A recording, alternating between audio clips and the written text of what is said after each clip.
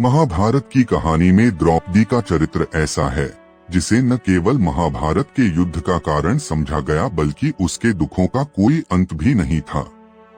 लेकिन द्रौपदी को इतने दुख मिले क्यों? पौराणिक कथाओं के अनुसार द्रौपदी को इतने दुख उसके स्वयं के पिता के कारण मिले, यहाँ तक कि उसका चरित्र हनन हो, ये अभिशाप तक द्रौपदी के लिए उसके पिता ने मांगे थे। लेकिन उन्होंने ऐसा क्यों किया, चलिए जानते हैं। मित्रों, वीडियो पर अंत तक बने रहे और कहानी को गौर से सुनिएगा और चैनल को सब्सक्राइब कर लीजिएगा। तो चलिए कहानी को शुरू करते हैं। द्रौपदी का भरी सभा में अपमान होना महाभारत जैसे बीभत्स युद्ध का कारण बना, लेकिन महाभारत में यह एकलौता दुख नहीं था जिससे द्रौपदी गुजरी, बल्कि उसके जीवन में कई और भी दुख थे। एक तरह से उसका पूरा जीवन ही दुखों से भरा था। उसे न तो पिता का सुख ठीक से मिला, न पति का और न पुत्रों का। भरी सभा में अपमान हुआ सो अलग, लेकिन द्रौपदी के लिए ये सारे अपमान उसके पिता द्वारा मांगे गए थे। लेकिन उन्होंने ऐसा क्यों किया? अपनी ही बेटी के लिए दुख क्यों मांगे? चलिए जानते हैं। जब द्रुपद ने किया गुरु द्रोणाचार्य का अपमान। गुरु द्रोणाचार्य और द्रौपदी के पिता द्रुपद आश्रम के समय से ही साथी थे। बाद में द्रुपद राजा बने और द्रोणाचार्य बालकों को शिक्षा देने लगे। जब द्रोणाचार्य को अश्वत्थामा हुए तो वह इतने गरीब थे कि अपने पुत्र के लिए दूध का भी इंतजाम नहीं कर पाते थे। इसलिए एक दिन उन्होंने अपने मित्र द्रुपद से मदद लेने की सोची, लेकिन द्रुपद ने उनके गरीब होने का मजाक उड़ाया।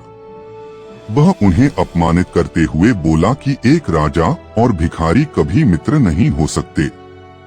द्रोणाचार्य ने उसी दिन द्रुपद को बर्बाद करने की कसम खा ली और इसलिए वह पांडव और कौरव के गुरु बने। जब पांडव और कौरव राजकुमारों की शिक्षा पूर्ण हो गई तो उन्होंने द्रोणाचार्य को गुरु दक्षिणा देना चाहा। द्रोणाचार्य को अपने अपमान का स्मरण हो आया और उन्होंने राजकुमारों से गुरु दक्षिणा के तौर पर पांचाल नरेश द्रुपद को बंदी बनाने की मांग की। गुरुदेव के कहने पर सभी राजकुमार द्रुपद को बंदी बनाने निकल पड़े। पांचाल पहुंचने पर अर्जुन ने द्रोणाचार्य से कहा, गुरुदेव, आप पहले कौरवों को राजा द्रुपद से युद्ध करने की आज्ञा दीजिए। यदि वे द्रुपद को बंदी बनाने में असफल रहे तो हम पांडव युद्ध करेंगे। ऐसा ही हुआ, लेकिन सभी के नाकामयाब होने के बाद अर्जुन ने द्रुपद को बंदी बना लिया और गुरु द्रोणाचार्य के समक्ष ले आए। अर्जुन ने उनके आधे राज्य को भी जीतकर अपने गुरुदेव को दे दिया। द्रुपद बंदी बनकर शर्मिंदा था। उसने द्रोणाचार्य से क्षमा मांगी। पुरानी मित्रता याद कर द्रोणाचार्य ने गंगा नदी के दक्षिणी तट का राज्य द्रुपद को सौंप दिया और शेष स्वयं रख लिया। भीष्म को कैसे पता चली कर्ण के कुंती पुत्र होने की सच्चाई? सच जानकर भी उन्होंने कर्ण के साथ युद्ध में हिस्सा लेने से क्यों कर दिया था मना?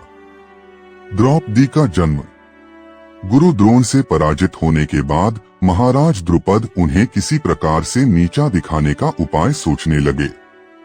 एक बार उनकी मुलाकात याज तथा उपयाज नामक महान कर्मकांडी ब्राह्मण भाइयों से हुई, जिससे राजा द्रुपद ने द्रोणाचार्य को मारने का उपाय पूछा।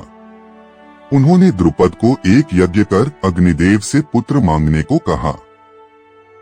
यज्ञ के उपरांत द्रुपद को एक पुत्र मिला जो कवच कुंडल से युक्त था, लेकिन साथ में एक जुड़वा कन्या भी मिली जिसके नेत्र खिले हुए कमल के समान दीप्यमान थे।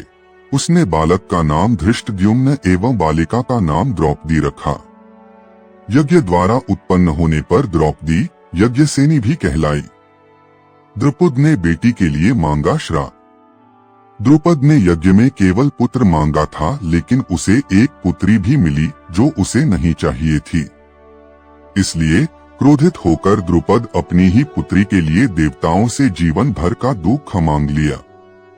द्रुपद यज्ञ की अग्नि में एक एक करके सभी चीजों की आहुति देता, साथ ही वह अपनी पुत्री के लिए कष्ट मांगता चला जाता है। अबीर की आहुति देते हुए द्रुपद कहता है कि द्रौपदी का अबीर की भांति पवित्र चरित्र हो, लेकिन फिर भी उसे विश्व की सारी अपवित्रता प्राप्त हो। धान की आहुति देते हुए द्रुपद कहता है कि धान की भांति उसको बल और शक्ति मिले, लेकिन उसे ऐसे प्रसंग मिलते रहे कि जीवन भर जो किसी को भी निर्बल बना दे। कुमकुम की भांति मेरी पुत्री विश्व में सबसे सुंदर हो, लेकिन वह सुंदरता ही उसके अपमान की वजह बने। पुष्प जब कुचल जाता है तो भी खुशबू देता है, उसी तरह मैं भी मांगता हूँ कि मेरी कन्या के साथ बार बार अन्याय हो, लेकिन फिर भी वो न्याय की सुगंध फैलाती रहे।